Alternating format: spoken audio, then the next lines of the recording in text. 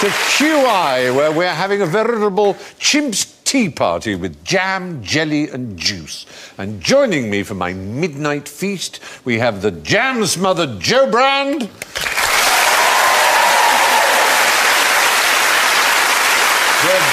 jelly-slathered Lisa Tarbuck.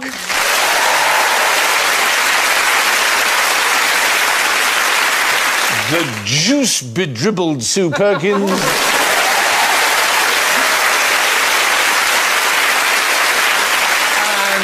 Don't do that on the floor, please. Alan Davis.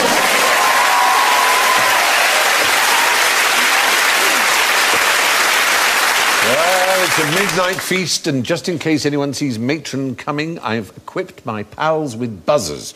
Joe goes... Lisa goes... Sue goes... And Alan goes... It's my party time!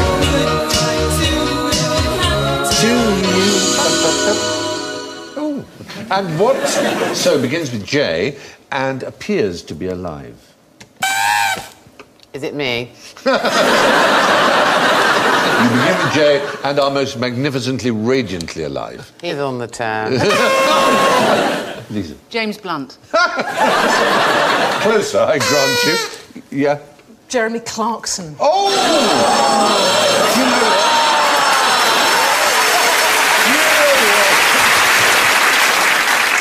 this is something that appears to be alive and quite obviously isn't. Deadwood, then. I'm revising my...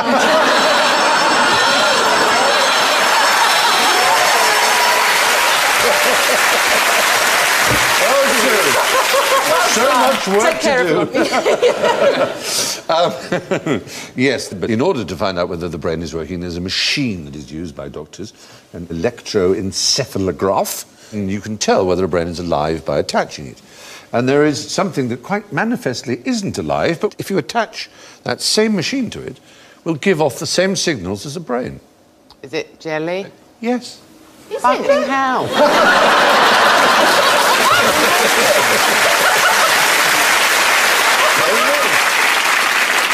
I can't quite believe how intelligent I am sometimes. No, I know. How did I get that? It was wonderful. You're a genius. Is it any type of jelly, or is it... Well, sort of large jelly in a mould on which you could fit the electrodes of an EEG. Oh, that kind of jelly, right. From its EEG results alone, it would not qualify as sufficiently dead to have its life support removed. That's the point. I know that seems insane. The reason it seems... All the other jellies sitting around the bedside weeping. Yes.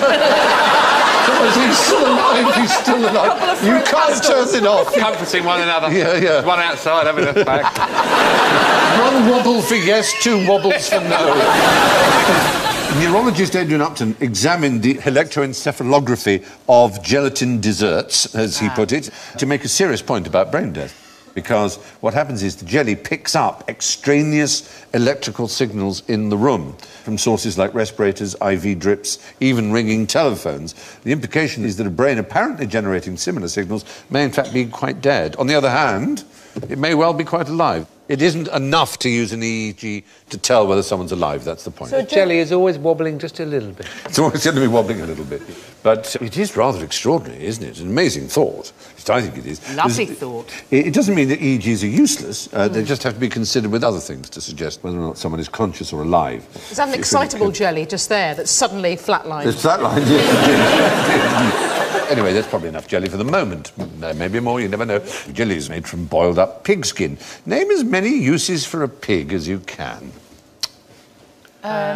Bacon. Bacon is one. Truffle snuffling. medicine stuff, medicine cases for tablets and... Oh, for women in pregnancy, doesn't it bring on for inducing pregnancy? It does It's if pig's one hormones. runs through your front room. You work like that. Absolutely staggering what you can get out of a pig. Yoghurt. Yes, I have a list. Christian Mindersma wrote a book called Pig 05049, which is an anonymous pig, and beyond the obvious foodstuffs, she found different parts of this animal offered the following pork derivatives. From the skin alone, safety gloves, cosmetic surgery, collagen, comes from pig skin, energy bars, which also have collagen in, low-fat butter, chewing gum, X-ray film, drug capsules, bread, flour improver made from pig hair, would you believe? Flour, I know. The skin is also used for tattoo practice. And ballistic gelatin. That's just the skin, then there's the internal organs, pet food, tambourine skins are made from a pig's bladder. The old tambourine. I knew those folkies were evil. Yeah. There are many thousands of people who are alive because of a pig's valve from their heart. From the bones, cheap wine corks, would you believe? Stabilising propellant and bullet making, inkjet paper, concrete, match heads, bone china, train brakes, yoghurt, which you correctly mentioned. What's to a get points train for. brake? Like It's where for you go stopping to a train. Scotland for the Yeah, weekend? for stopping it. Just the legs, a piece of bacon, a trotter out. He just leans forward. Fabric softener. Who knew?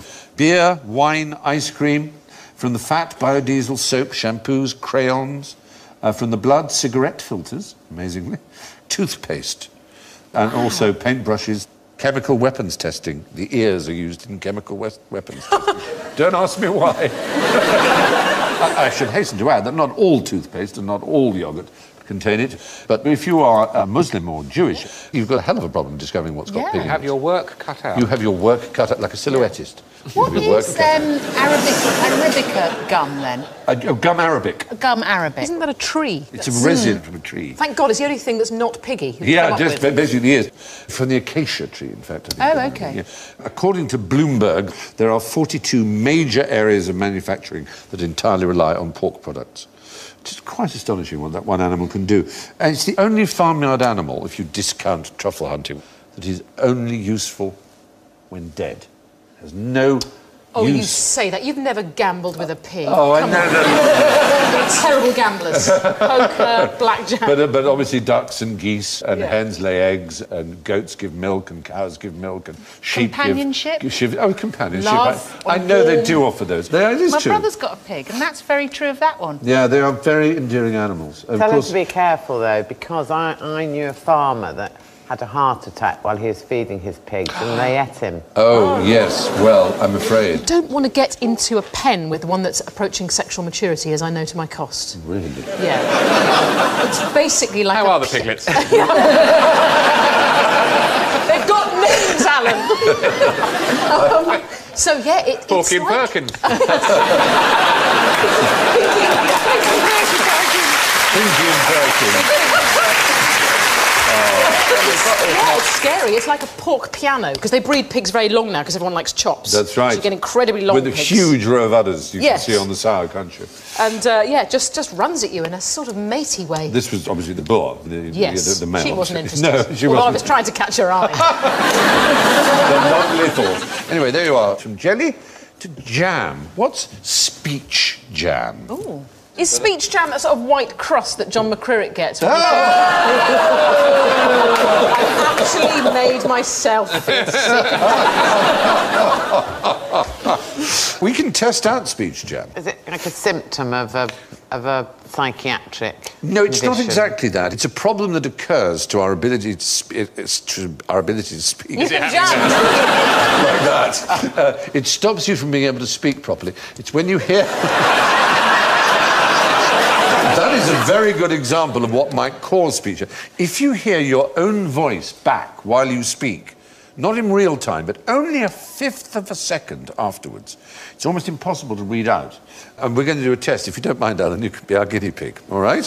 Okay. You should see some earphones. Is that why there. these are here? Those are the earphones. Now, some Japanese people built a handheld device with a directional mic and speaker, which works as a speech jamming gun. we've made our own one up.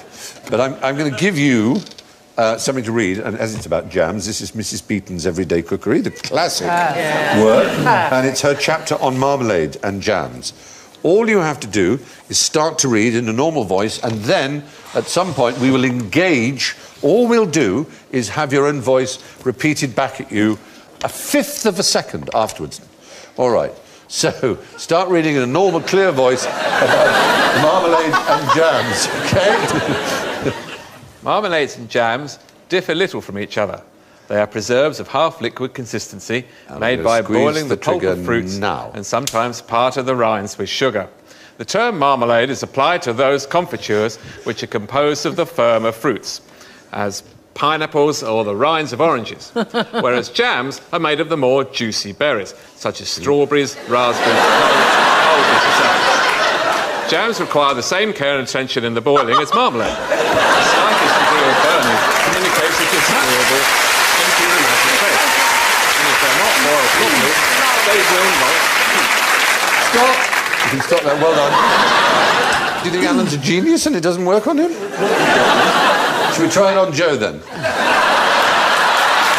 have to say, Alan, did you hear your voice back? Yeah, it's weird. Oh, did you? All right, we'll try it with you, Joe. I'm going to just start with it on, frankly, and just read. Having secured the most important Thank God it works for you. I've got schizophrenia now.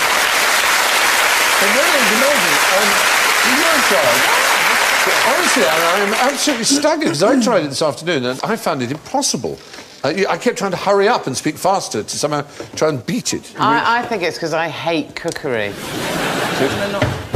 Whoa, hello. Something over. What's that resting on, Steve? Whoa! So if you just start to read normally and then I'll engage. So read... Phew. The fruits most fit for preservation in syrup are apricots, peaches, nectarines, apples, greengages, plums of all kinds and pears. As an example, take some apricots, not too ripe, make a small slit up its bottom and serve it whole on the end of a butt plug. Thoroughly dried, they should be stored in airtight tins and given to really mean people.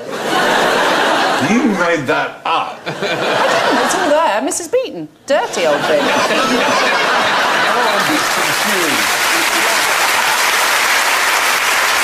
Well, do you want to swap places? You have a go? Yeah, I want to. You swap places, you have a go. I want to read what happens to Mrs. But if you Beeton could, in the butt plug. honestly, it's very amusing to read about the butt plug, but... OK, with you now. You got it? Marmalade? Yep.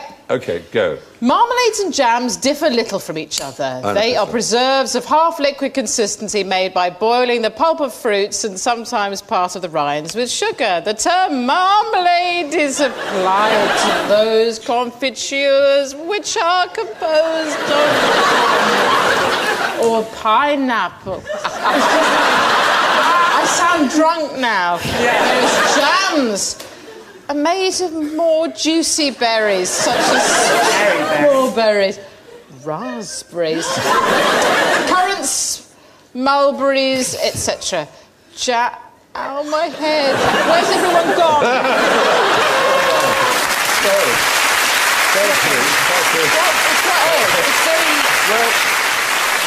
Very interesting experiment. Quite extraordinary, Alan. You didn't seem to stop in your stride at all. It did affect you quite noticeably. Yeah, but does that mean he's really intelligent? I don't know. 'Cause I think it might be the other way round. It is very unusual. What it oddly and counterintuitively also used for is to help cure people with stammers, oddly enough. But you were having your voice back delayed, didn't you? I think because if you work as an actor, you do have to remember to say things when really odd things are happening around maybe you. that is partly it, yeah. I think that's right, actually. That's why I could do it, because of radio. Well, that could be it. Yes. It makes you feel sick, actually. Yeah, It is, it's a horrible knocks you a feeling. bit. Yeah, it does knock you. And there used to be an act called verbal shadowing in which people would basically shadow what someone said, which children, as you can do while I'm doing it now. Everything I say, you're repeating it just a second after I'm saying it. You can do that as well, can't you? While I'm speaking, you can follow what I'm saying and predict exactly what it is you're going to say. Yeah. Really like the Lord's Prayer at primary school. Anyway, it's quite interesting, and I was very impressed, and I thought you'd be all over the shop, and you were the clearest of us all. Well. Now, OK, so, from jam to juice. I've got jumbo wrists, and I'm covered in tit juice. What have I been up to? You've changed. Is it a night out with Tarbuck and Perkins? Jumbo wrists and covered in tit juice. Sound like a milkmaid. Do you mean tit juice as in bosoms or as in a bird? Nor indeed neither. It's an occupational hazard. Fishing. It is a fisherman's occupational hazard. There is a boat, the fishing boat. There's Lara, covered in tit juice. Yeah. Well, you get jumbo wrist simply from repetitive strain injury from gutting fish. But tit juice conjunctivitis, to give its proper name, is the acute swelling of the eyes caused by the juice of tits, which is sometimes called duffs, but tits is the most common name for them, which are described in the Ship Captain's Medical Guide as marine growths that look like suet dumplings with finger-like growths protruding from them. When they get caught in fishing nets, they explode, releasing millions of tiny silicon needles which go into the fisherman's eyes. God. So that's what causes the swelling. Is this sort of stuff just generally in sort of lakes and rivers and oceans and Well, if you work every day amongst fish, there's all kinds of stuff on there aside from the fish you're trying to catch. For example, there's a thing called Dogger Bank itch. I'm guilty as charged. Yeah. You too? You've got Dogger Bank. All I said was... Yeah. You can also get haddock rash. Why are you looking at me? That's an inflammation between the fingers from gutting white fish. I do often take a fish to bed with me, and then I can say to my husband, "Not tonight, dear, I've got a haddock."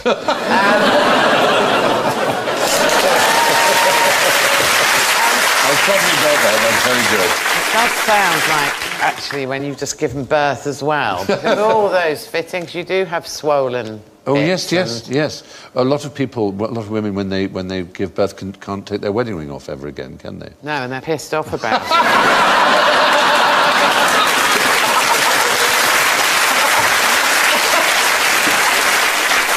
So, tit juice conjunctivitis, jumbo wrist and Dogger Bank itch are occupational hazards of fishermen.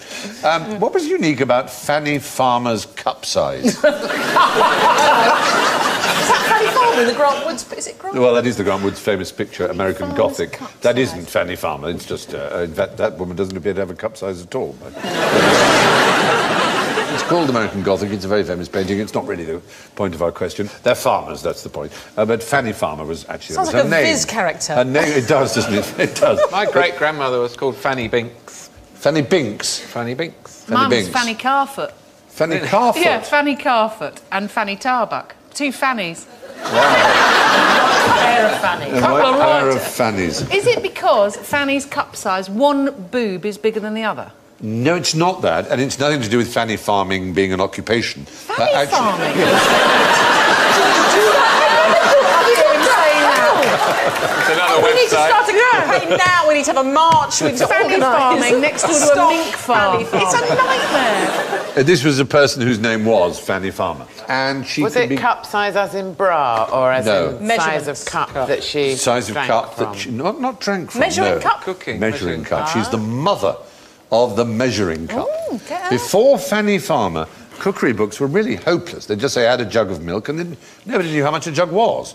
They'd do, add a bit of this and a bit of that, or half a bit of that and half a bit of this. As you probably know, if you've ever used an American cookbook... Bish bosh. Exactly. You probably know... Here's Percy Pepper. In Europe, we use weights, which is really dull and stupid. Everything's to be weighed. In America, they're much more sensible. They use quantity, so it's cups. So you literally get... It doesn't matter, because as long as the proportion's right. So half a cup of rice, pour in half a cup of rice, 2 cups of water, 2 cups of... It doesn't matter how big the cup is. The proportion is what matters. Yeah. And she devised a system whereby 1 jug is 16 cups and exactly how much a teaspoon is. And the one thing she insisted on, so that it could all be made easy, is it's all level. So a cup of sugar is a level cup of sugar like that, not heaped. So that you can't go wrong. She made the first kind of error-free cookbooks that everyone could follow. They're awful, those early cookbooks. I've looked at some. Oh, we had ones before her. Curry and curry or whatever it is, which is the Richard Eliza Acton and people like that, yes. It's take a goodly pinch of this and that's precisely what annoyed her, the goodly pinch. Goodly pinch. A goodly pinch. It's a lovely phrase, but it's not very helpful. It's a lovely experience. It is. Isn't it great, though, that she's just got fed up? Yeah. And she's just devised... And Mrs. Beeton, whose book you read out of, she died only 4 years after her book came out. How old she was 29. Yeah, she was 28, in fact. 28. Even. So she wrote it when she was 24. Huge success, the most successful book of its time. Her husband went on to be very successful. 24, you imagine her to be matronly and hugely Yes, I know, experienced. because of the missus somehow. Now, her husband, he had a magazine called Beeton's Christmas Annual. And in 1887, it published a story. I wonder if you could name it. 1887 wasn't Dickens, no, it was the very first story featuring a man called Sherlock Holmes. Oh! Study in Scarlet. And that was after, sadly, Mrs. Beeton had died. What did Mrs. Beeton die of? There's a suggestion, a rumour that it was syphilis, but that sounds most unfortunate, and we don't like to think of such a thing. Historical death, if in doubt. If in doubt, Isabella Beeton. Anyway, describe Marie Antoinette's breast cups. Oh, yes. I know the answer to this, because I've seen one. Not her bosoms, but they modelled various plates and cups and things on boobs. Yes. I hate the word breasts. I do, too. Let's just say jugs. Bosoms. Tits. I like titties. Norks. Do you? You heard it here first. No, I mean, as a word, titties. I like titties. I like titties. It's official. Yeah.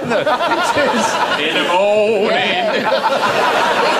All day long. A lovely bunch But of they're becoming titties. rather old-fashioned. Titties. I like titties. There was the one of them had a little nipple as well. There so were, you're absolutely right. Oh. It was during that phase she had, which was started by Madame La Pompadour, which was of pretending to be a peasant. She lived in the most sophisticated, glittering palace in the world, in Versailles, but she liked to pretend to be a milkmaid. She had gold churns hanging off and things like that. This was considered to be incredibly... A massive cow. That's... Yes, What's the size of it? or a very small little girl. I did one or the other. Anyway, the great porcelain works of Sèvres in France made for her, at the command of King Louis XVI, these extraordinary cups, which were like breasts. There you can see the nipple, out of which she would drink milk. That's the kind you're talking about. Yes, exactly, yeah. They're on display in Petit Trianon, which was her little sort of farmyard, her play farmyard. And you can buy replicas if you wish to have one in your own house. I'm sure... I do. I want two. Then you know where to go. I want a pair. Yes, you should have a pair, Yeah, to be you should honest. have a pair. A matching pair, ideally. No one wants to drink out of a lone boob. There is a bra makers who say that they can tell what size you are just by looking at you, which I think is quite impressive. So I had to go along and find out, and they usher you into a room and get you to take everything off. And this woman looked at me and went, not quite as bad as I'd expected. What a nerve. I have the same thing. You know, you go down and you have to gird yourself up for these things. You're showing your titties off. And this woman's just come in with 3 people that she's training, gone like that with the curtain, looked at me and gone, can't help you. Shut up. Shocking. Yeah, it really was shocking. I'll make you a bra, but I can't help it. We don't get this problem from our underpanters, do we? Certainly do not. Mr. Klein will hand over his pants to you without any opprobrious comments. How extraordinary. Things you girls go through. It's been... There are those titties again.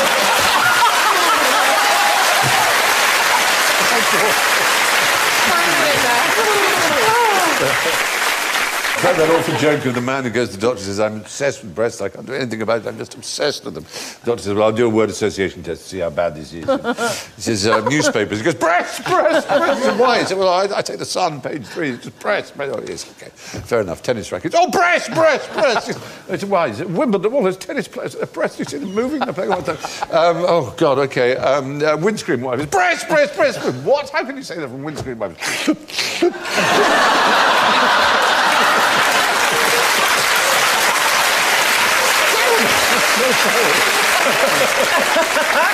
Tonight's the night you turn.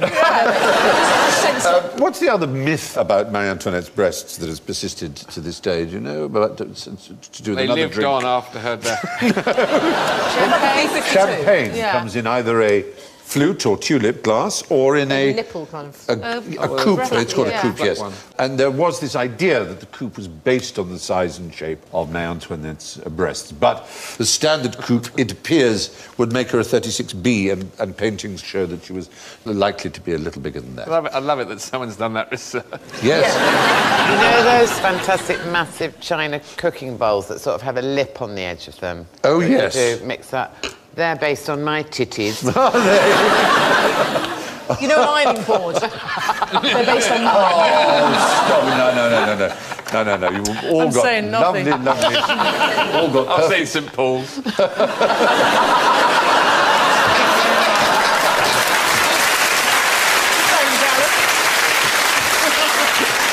Wouldn't it be dull if every street had exactly the same frontage everywhere? And wouldn't it be dull if all girls had the same frontage? Yeah. Quite, exactly. We've all got lovely frontages. Now, so milk and the fad for dairy was very popular amongst French nobles right up until the point when the guillotine cured all their problems permanently. So what's the smallest thing that you can milk? Ooh. Well, it's got to be a mammal, hasn't it? Because only mammals produce milk. Well, that's not strictly true. An insect. It's an insect, yes. It's an insect that ruins the lives of thousands. Mosquito. Not quite as bad as a mosquito, which ruins the lives of millions. Tsetse fly is the right answer. The tsetse fly is unique in being they're very ugly and unpleasant. And believe me, if you've been bitten by one, it is horrible. It's a disgustingly painful... Have you been bitten by one? Very painful. In Kenya somewhere. It was really, really unpleasant. Well, I did not get sleeping sickness, fortunately, which is, kills, about 48,000 people a year. But this is unique. The female fly keeps her eggs and larvae inside her uterus, where she makes a liquid rich in fats called intrauterine milk. She eventually gives birth to one larva at a time. So it's genuinely suckled by its mother. So it's sucking from like a milk sack? Yes, this intrauterine milk. Extraordinary, isn't it? But otherwise, it's a vicious creature and much unwanted. They're also host to a symbiotic bacterium called Wigglesworthia, named after someone called, of course, Jones. No, Wigglesworth, who was an expert on kissing bugs, which are blood-sucking insects that kiss you around the mouth and lips, very unpleasant. I've had a few of them. They bite humans on the face and lips, and as they feed, they also defecate, annoyingly. And as they defecate, the parasite inside their feces causes... I don't know why you're looking at me. Causes... Not you. Causes something called Chagas disease, which is extremely unpleasant. Anyway, Chagas? Not Chagas.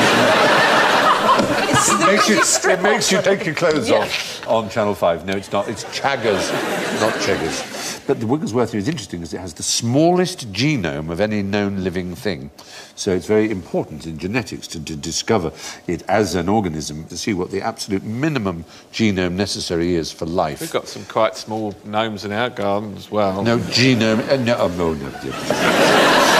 You've got the fishing genome. The fishing genome. Crossing the bridge genome. The G is silent. The IT genome. But what's interesting, and it might save hundreds of thousands of African lives, is that without that particular Wigglesworthia, female tsetse flies are sterile. So we could eradicate them as a problem in Africa, which would be a good thing. So anyway, that's the tsetse fly. It's only a centimetre long, not even a mammal, but it gives birth to live young, which it feeds on milk. It's party treat time now. Isn't this exciting? I've got something really interesting for you to try. It's powdered miracle berry. Now, you should have a little cup like this. So if you can instantly put that pill, as it were, that's in your cup, in your mouth, I promise you it's not going to hurt you. We don't even question. Don't swallow it. We're just doing it. Yes, Stephen. Don't swallow it. Please do it. Don't swallow it. Show me your titties. We've been down this road before, mister. Only bite it when you see the whites of the eyes. Don't bite it. Don't bite it. Just really roll it around your mouth. Roll it around your tongue. It's quite sweet. It takes a little time for it to work, but when it does work, it's rather extraordinary. It's like a dead refresher. Yeah, it is, exactly. It's exactly what it's like. But just to try and do a bit of action on it, just so that you can get it to dissolve, spread it all over your tongue. It is quite miraculous. It's why it's called the miracle fruit. It's rather exciting. I've slightly crunched mine. Oh, well, don't worry. Don't swallow. Don't swallow. Just keep... Why not? Keep it in your mouth. There's a good reason. I want for it to cover all of your tongue, because it does something extraordinary to your tongue, and that's what you're going to discover. So keep sucking. Keep sucking. I must remember this speech. Yeah.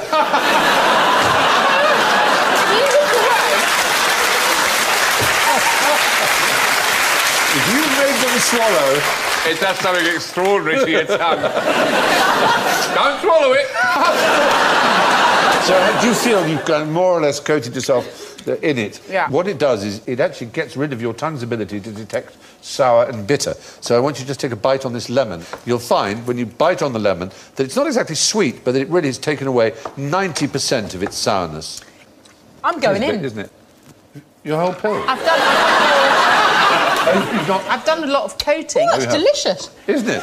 It's extraordinary, isn't it? Oh, that's good, isn't it? None of you has pulled the kind of... That is like a really sweet orange. Exactly. It's I'm going to bizarre. regret it later.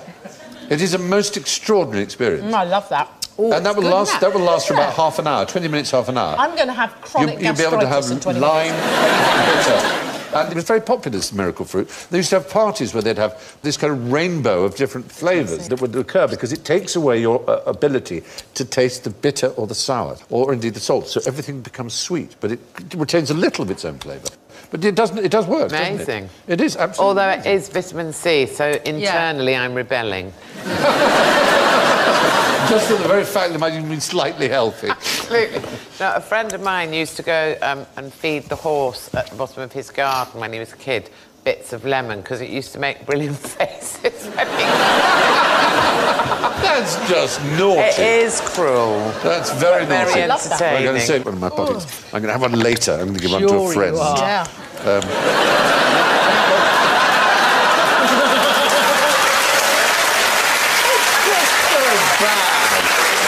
So much nicer. Yeah. It's just... We've witnessed something in your big mouth. tonight. Yeah. It's all over. It will taste lovely for half an hour. My favourite word is It's not sour anymore, is it? Not sour anymore. Right, it's so round bad, you people. Honestly. You're so naughty tonight. I'm really very, very disappointed. I thought the girls would be well behaved, but I'm just so wrong. You just put it in your mouth. dirty. You just put it in our mouths. That's what girls are so good at. The innocent, wide-eyed...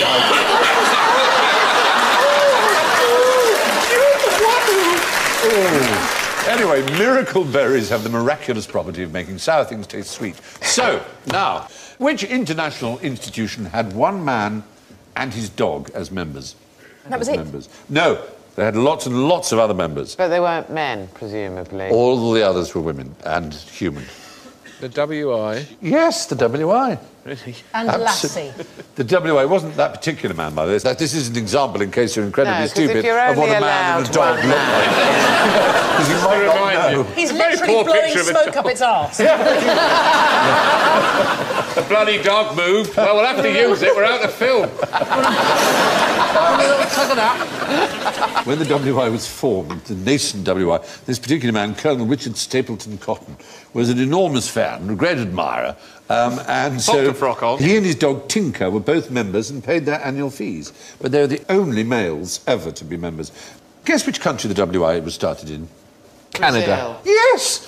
Oh, Good God, how did you do I'm on that? a roll. I don't know. I just know WI stuff. I don't know. Canada, he said, in case you didn't. Started in Canada. Absolutely right. It was the Women's Department of the Farmers Institute of South Wentworth, with the aim to promote that knowledge of household science which will lead to improvement in household architecture, with special attention to home sanitation. But then, of course, it broadened its horizons. It was said that the WI should be grave and gay. which is nice. Yeah, that sounds like me. And should explore the world together and learn as much about growing roses in your garden or trimming hats as about Darkest Africa or Bolshevism. So, which is why they're also famous for having lecturers coming to address them. They absorb knowledge, and they do extraordinary amount of charity work, of course. They donate 24 million hours of their time to community work every year in the UK.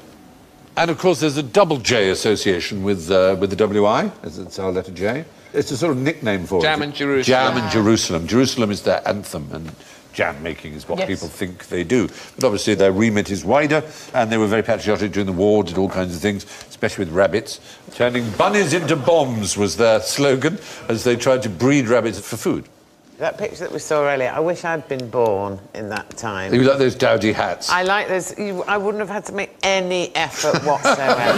It looks great. But everybody spoke like that. Didn't they? Everybody talked like that all the time. Look at those berets, amazing. They don't look very cheerful, and one of them's knitting, which is... One-handed, which is really... There's Arthur Askey on the end. They're voting, shall we allow the Colonel and his dog to become members? And yes, they're all go voting on. yes. Who's been felt up by the Colonel? I have. Dirty little bugger. And that dog always sniffing around. Oh, dear. Anyway, Colonel Stapleton Cotton was his name, and his dog, Tinker. They're the only two non-females ever to be admitted to the Women's Institute. Can you name a matriarchal society? Yes. There's a very small matriarchal society in my house. Your family. Yes. Well, there are all kinds of claims that have been made, but most anthropologists would say is that none. In all societies, ultimately men have the power. There are certainly matrilineal societies, like Jewish societies, and I'm Jewish because my mother's Jewish, but although my father isn't, so that your identity goes down your mother's line. But essentially, men have the political power in all societies. No one has ever really named one. The closest you could get them, the Massur people, also known as the Na, on the China-Tibet border, they don't practice marriage at all. What they want to do is to put their necklaces on before they put the hat on. You're right. Well spotted. Yeah. Terrible error. I thought this was only in carrying up the Khyber, but there is a tribe of northeast India called the Qazi, and it really is. Again, fathers have no rights or responsibilities within their families, but they do have the political power. That's the issue. So is that all? Is having political power absolutely... Archy is about power. Archos is Greek.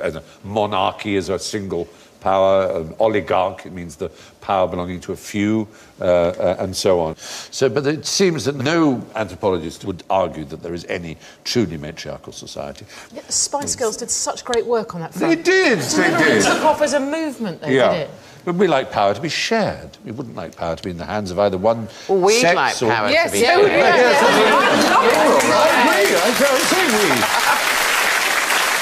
You can be our leader as long as you confess again that you like titties. I do. I love titties. A titty arc. I love titties. The man's a titty arc. From jam in Jerusalem to simply jam now. I can never get enough jam. So let's test our taste buds with a selection of preserves. What's the main ingredient of fish jam? I sense a trap. Walk into it. Fish jam is a nickname given by British soldiers to something they really didn't like. Trench foot or... No, the clue is it was in the Crimean War. It was given to them as food in the Crimean War, the British Army, and they didn't like it. They like sprayed it fish on. paste. Caviar. Caviar is the right answer. They didn't like it at all. Well, they didn't put it on blinis with sour cream. Exactly. Just got a bit of Yeah. Exactly. So that's fish jam. What's the main ingredient of bacon jam? Ooh. Once again. This will be the only thing that doesn't have pig in it. Well, it's a new preserve. It's made with smoked bacon, red onion, coffee, balsamic vinegar, garlic, spice and whiskey. By a grocer leftovers, in Walthamstow. Yes, he said, we've always sold homemade jam and crispy bacon, so we thought we'd put the two together. So what about then Hitler bacon? What's the main ingredient of Hitler bacon? Goebbels. 30% Goebbels, 7% sugar. Hitler? Hitler's Solona is the Hungarian for it. It was, during the war in Hungary, it was a sort of mixed fruit thing, solid in brick-shaped blocks, and you could carve a slice. And the derogatory term Hitler ham came from the idea, correct idea, really, that the occupied and allied countries of the Axis powers of Germany were getting the crap food while the good food stayed in Germany. So it was a sort of derogatory term. Anyway, I've got something interesting to show you now, so I want you to tell me what it is, quite simply. What's the name for one of those? Well, it's a Toby jug, isn't it? No, this is known as a character jug. Oh. If you want to know what a Toby jug looks like, it's that. Wow. Toby Isn't jug, that pretty? the whole person. The whole Yes. person. If it's a head, it's called a character jug. But I've got something more interesting, I think, which I hope you're going to like. It's got water in it. All you have to do is drink the water without spilling it. It's got holes in it, so if you lift it to... Right. It's got holes in it, so that's not going to work. Do you see? No.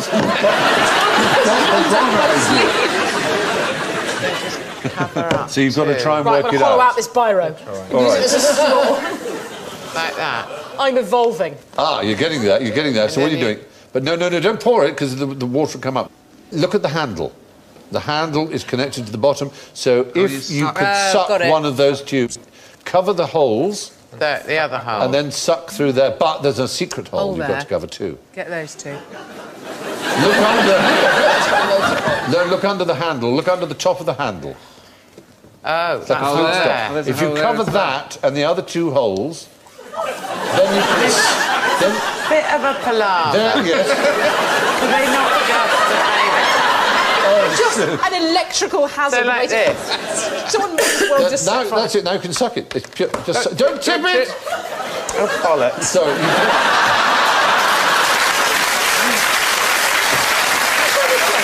well, Lisa hadn't got there first. You got the principle straight away. It's like evolution, Now I have to do basically. it. I'll never go. Yeah.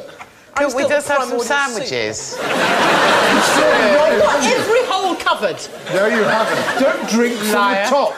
You have to suck from... Look. Suck from that. Show her, show I'm her. sucking from there, right? You're right. Oh, So I'm sucking keep. from there, and I'm holding there. And have you found Yes. the other hole? Now suck no, it. don't tip it! Suck without tipping. It's a hollow wet, handle. darling. The point is, the handle is hollow. wet So if you T-shirt had covered any Liquor here- what? What are you doing here? I'll try and show the Pass an awful Here bit it of is. how to drink and Here not it to is. spill. We'll try the utmost of your skill. Skill. And this one says, to drink and not to spill, we'll try the utmost of your skill. Exactly. That's what you say. Mine So- says you're an idiot. So this is a hollow. This is hollow. There's water in the bottom. It's got a little stop, like a flute or a recorder here. So you've got to cover that up, and it's got a hole here and a hole here. And if I do that, I can now just simply suck. But it's a little puzzle jug. We thought you might have a little bit of fun with it. Which brings us to the sticky end of the scores. And my word, well, I've never seen anything like it in all my born puff. In last place with a magisterial, she did start with 2 -10s in a row, so she didn't do that badly after, but she ended with -22, Sue Perkins. And on a highly creditable -5, Lisa Charbach. Thank you very much. Thank you.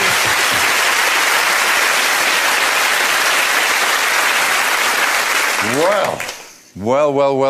Which one? One of you got 4 points. 4 whole points. 4 plus points. It's a big Please, score for on the QI. feminists, let it It's be a Joe lady. Brand. Oh, it is!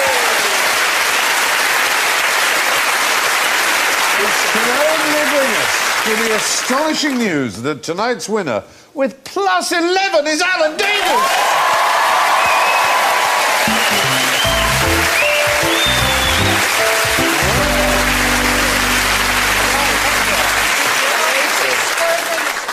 in women on television has failed. Well, we can call him a jammy bugger. And that's all from Lisa, Sue, We'll have a jammy Joe, bugger. Alan and me. Good night.